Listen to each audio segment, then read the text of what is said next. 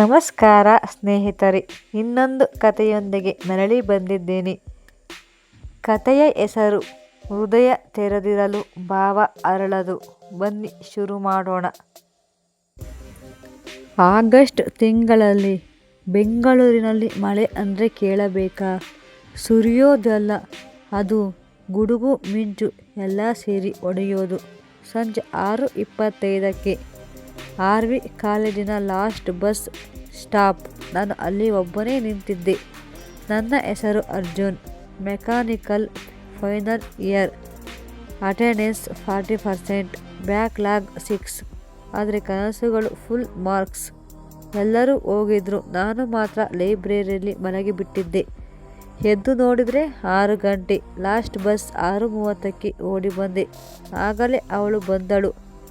ನೀಲಿ ಚೂಡಿದಾರ್, ಕೈಯಲ್ಲಿ ಒಂದು ಬ್ಲೂ ಫೈಲ್, ಕನ್ನಡಕದ ಮೇಲೆ ಮಳೆ ಹನಿ.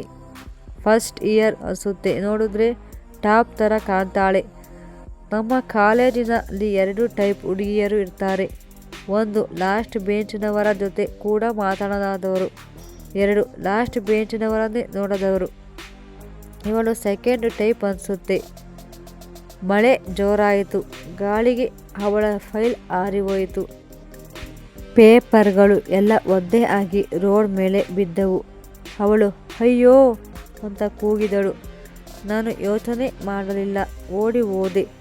ಒಂದೊಂದೇ ಪೇಪರ್ ತೆಗೆದು ಬಸ್ ಸ್ಟಾಪ್ ಶೆಡ್ ಒಳಗೆ ಹೋದೆ. ಅವರ ತಂದೆ ನಿಂತಿದ್ರು. ಅವಳು ಕೈ ನಡುಗುತ್ತಿತ್ತು. ನಾನು ಪೇಪರ್ ಕೊಡೋಕೆ ಹೋದಾಗ ಕೈ ತಗುಲಿತು. ಚಳಿ ಇತ್ತು, ಆದರೆ ಕರೆಂಟ್ ಹೊಡೆದಂಗೆ ಆಯಿತು. 1 ಸೆಕೆಂಡ್. ಆ ಒಂದೇ ಸೆಕೆಂಡ್ನಲ್ಲಿ 4 ವರ್ಷದ ಇಂಜಿನಿಯರ್ ಕಣ್ಣ ಮುಂದೆ ಹೋಯಿತು. ಅಟೆಂಡೆನ್ಸ್, ಅಸೈನ್ಮೆಂಟ್, ಫೇಲ್ಯೂರ್ ಎಲ್ಲ ಮರೆತು ಹೋಯಿತು. ಅವಳ ಮೇಲೆ ನೋಡಿದಳು. ಕಣ್ಣು ದೊಡ್ಡದು, ಕಾಡಿಗೆ. ಅದರಲ್ಲಿ ಥ್ಯಾಂಕ್ಸ್ ಇತ್ತು, ಆದರೆ ಬಾಯಿಂದ ಬಂದಿದ್ದು ಥ್ಯಾಂಕ್ಸ್ ಸೀನಿಯರ್. ಸೀನಿಯರ್? ನನ್ನ 22 ವರ್ಷದ ಜೀವನದಲ್ಲಿ ಯಾರೂ ಅಷ್ಟು ಗೌರವ ಕೊಟ್ಟಿರಲಿಲ್ಲ. ನಮ್ಮ ಜೂನಿಯರ್ಸ್ ಕೂಡ ಲೋ ಮಗನೇ ಅಂತಾರೆ. ನಾನು ನಕ್ಕೆ. ಮೊದಲ ಸಲ ಮನಸ್ಫೂರ್ತಿಯಾಗಿ ಸೀನಿಯರ್ ಅಲ್ಲ, ಅರ್ಜುನ್ ರಾವ್ ಅಂದೆ. ಓ, ನಾನು ನಿಧಿ ಶರ್ಮಾ, CSE ಫಸ್ಟ್ ಇಯರ್. ನಿಧಿ ಹೆಸರೇ ಎಷ್ಟು ಚೆನ್ನಾಗಿದೆ. ನಿಧಿ ಅಂದರೆ ಸಂಪತ್ತು ಅಂತ ಅಮ್ಮ ಹೇಳ್ತಿದ್ದು. ಈಗ ಅನಿಸುತ್ತೆ ಅಮ್ಮ ಹೇಳಿದ್ದು ಸರಿ ಅಂತ. ಮಳೆ ಇನ್ನೂ ಜೋರಾಯಿತು. ಅವಳ ಕನ್ನಡಕದ ಮೇಲೆ ಹನಿ.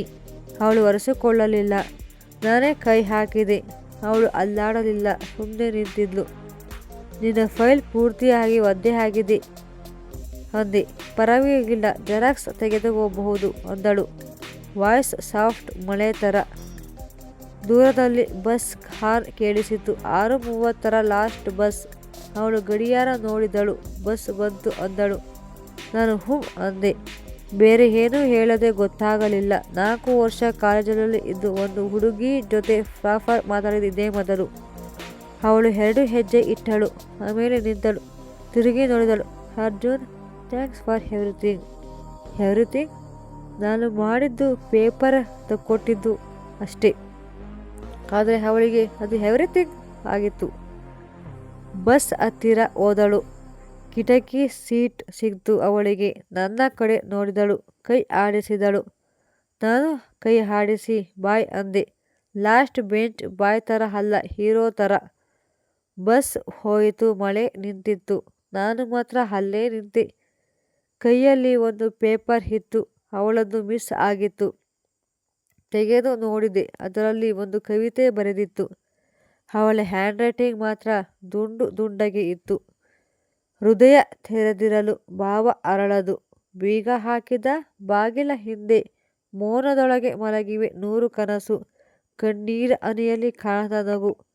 ಇದನ್ನು ನಾನು 3 ಸಲ ಓದಿದೆ. 4ನೇ ಸಲ ಓದೋಕೆ ಹೋದಾಗ ಕಣ್ಣಲ್ಲಿ ನೀರು ಬಂತು.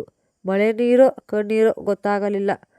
ಆ ರಾತ್ರಿ ಹಾಸ್ಟೆಲ್ ರೂಮಿಗೆ ಹೋದೆ. ರೂಮ್ಮೇಟ್ಸ್ ಕೇಳಿದ್ರು, ಎಣ್ಣೆ ಹೊಡೆದ್ಯಾ ಮಗನೇ? ಕಣ್ಣು ಕೆಂಪಾಗಿದೆ. ನಾನು ಇಲ್ಲ ಕಣೋ ಅಂದೆ. ಹೇಳೋಕೆ ಆಗಲ್ಲ ತಾನೇ, ಹುಡುಗಿ ಕೈ ತಗುಲಿದ್ರೆ ಕರೆಂಟ್ ಹೊಡೆಯುತ್ತೆ ಅಂತ. ಡೈರಿ ತೆಗೆದೆ. ಫಸ್ಟ್ ಪೇಜ್ನಲ್ಲಿ ಬರೆದೆ, 19 ಆಗಸ್ಟ್ 2026. ನಿಧಿ. ಕೆಳಗೆ ಆ ಕವಿತೆ ಕಾಪಿ ಮಾಡಿದೆ.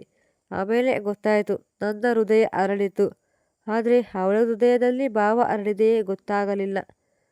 ನಮ್ಮ ಸೀನಿಯರ್ಸ್ ಹೇಳ್ತಿದ್ರು, ಲವ್ ಅಂದರೆ 10th ಸೆಪ್ಟೆಂಬರ್ ಥರ ಬರುತ್ತೆ ಅಂತ ಗೊತ್ತು, ಆದರೆ ಯಾವಾಗ ಅಂತ ಗೊತ್ತಾಗಲ್ಲ.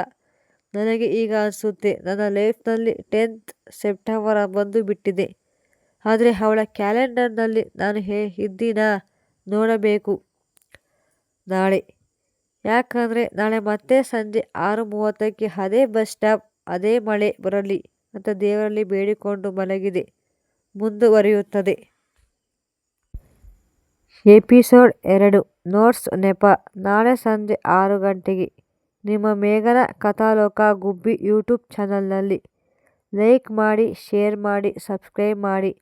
ಕಮೆಂಟ್ನಲ್ಲಿ ಹೇಳಿ, ಅರ್ಜುನ್ಗೆ ನಿಧಿ ಸಿಗ್ತಾಳಾ? ಇದನ್ನು ಕಾದು ನೋಡಿ ನೆಕ್ಸ್ಟ್ ಎಪಿಸೋಡ್ನಲ್ಲಿ. ಹಾಗೆಯೇ ಈ ಕಥೆಯಲ್ಲಿ ಏನಾದರೂ ತಪ್ಪಿದ್ದರೆ ದಯವಿಟ್ಟು ಕ್ಷಮಿಸಿ. ಸ್ವಲ್ಪ ತೊದಲಿಸಿದ್ದೀನಿ. ಧನ್ಯವಾದಗಳು. ದಯವಿಟ್ಟು ಸ್ನೇಹಿತೆಯರೇ, ಈ ಕಥೆಯನ್ನು 2 ನಿಮಿಷ ಟೈಮ್ ಕೊಟ್ಟು ನೋಡಿ. ನಿಮಗೆ ಇಷ್ಟ ಆಗಿದ್ದರೆ ಕಮೆಂಟ್ನಲ್ಲಿ ನಮಗೆ ಇಷ್ಟ ಆಯಿತು ಅಂತ ಕಮೆಂಟ್ ಮಾಡಿ. ನಿಮ್ಮ ಆ ಒಂದು ಕಮೆಂಟು ನಮಗೆ ಮುಂದೆ ಇನ್ನೂ ಕತೆ ಬರೆಯಲು ನಮಗೆ ಶಕ್ತಿಯನ್ನು ಕೊಡುತ್ತದೆ. ಹಾಗೆಯೇ ನಿಮ್ಮ ಪ್ರೋತ್ಸಾಹವೇ ನಮಗೆ ಸಹಕಾರ.